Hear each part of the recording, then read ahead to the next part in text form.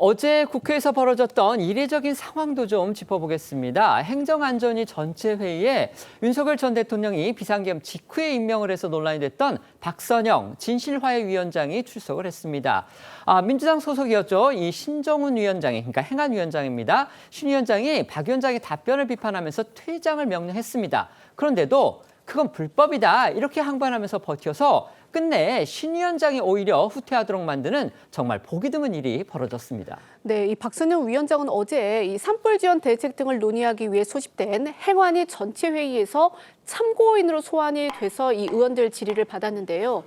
파행 사태의 발단은 민주당 김성애 의원이 5.18 민주화 항쟁에 북한군이 개입했을 여지에 대해서 어떻게 생각하느냐라고 질문을 하자 박 위원장이 그 부분에 대해서는 잘 모른다라고 답한 거였습니다.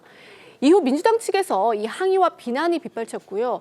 결국 신정은 행안위원장이 중재를 하겠다며 이제 나서서 박 위원장을 향해 5.18 발생 과정에서 북한의 역할이 있었다는 등 이 북한군 개입설에 대한 위원장의 인식은 어떤 것이냐라고 물었습니다. 박 위원장은 거듭해서 논란은 있지만 개입 여부를 확인하지 못했다. 사실 여부를 모른다는 답변을 고집을 했고요. 이러자 이 신 위원장도 화를 참지 못하고 이 박 위원장을 공격하면서 파행이 시작됐습니다. 화면으로 보시겠습니다.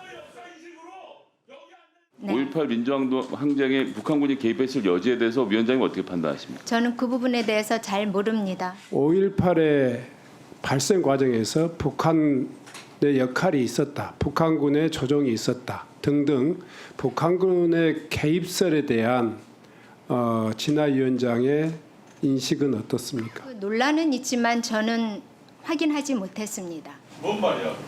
제가 모른다고요. 자, 그런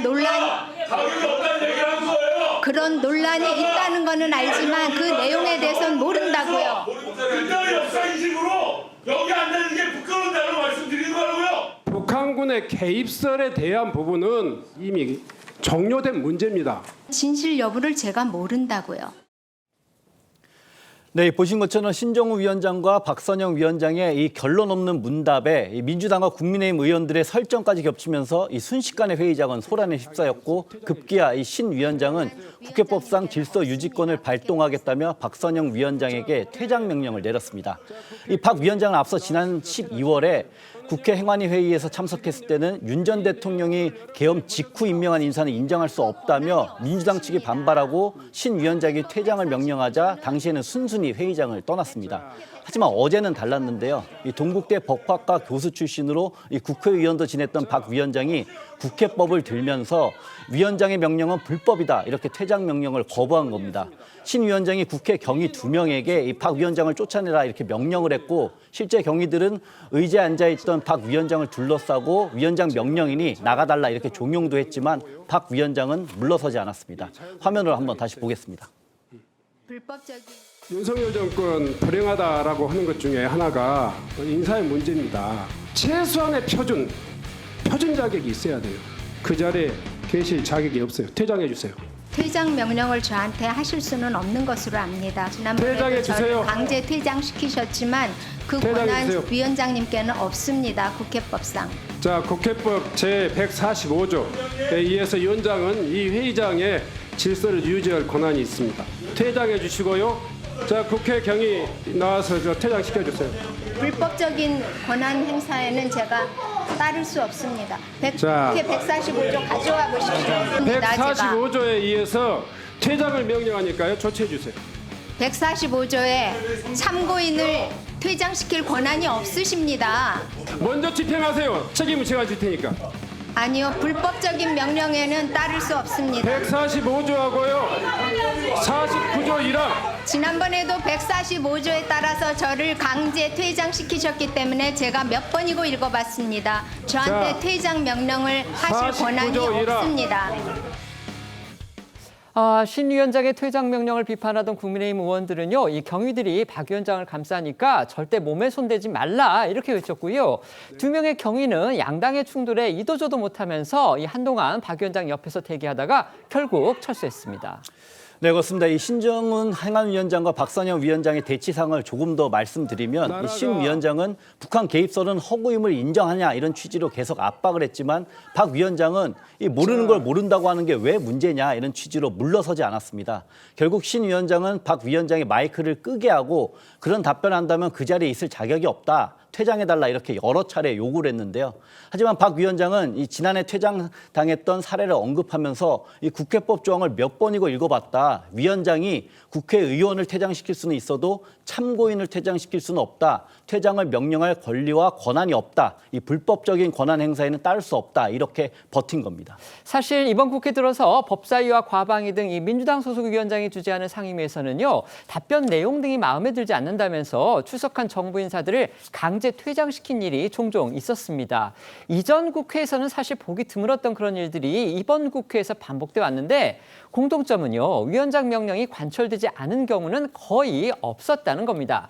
그런데 어제 행안위에서는요. 그 전례가 결과적으로 깨졌습니다. 네, 그렇습니다. 박 위원장과 설전을 벌이던 신 위원장은 결국 오후 3시쯤 회의를 정회했습니다.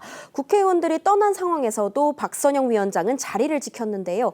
약 30분 뒤 속개된 회의에서도 박 위원장은 퇴장 명령을 거부했습니다.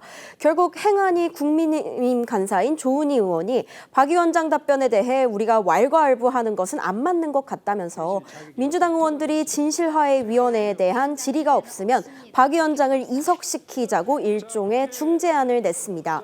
신 위원장이 이를 받아 더 이상 진화위에 대한 현안 질의가 의미가 없기 때문에 이석해 주기를 바란다고 말했고요. 박 위원장은 현안 질의가 없다면 떠나겠다, 질의를 안 하시겠다고 하니 이석하겠다며 그제야 자리를 떠나며 공방이 마무리됐습니다. 결국 이런 결과만 놓고 본다면요. 신 위원장의 퇴장 명령은 관철되지 않은 겁니다.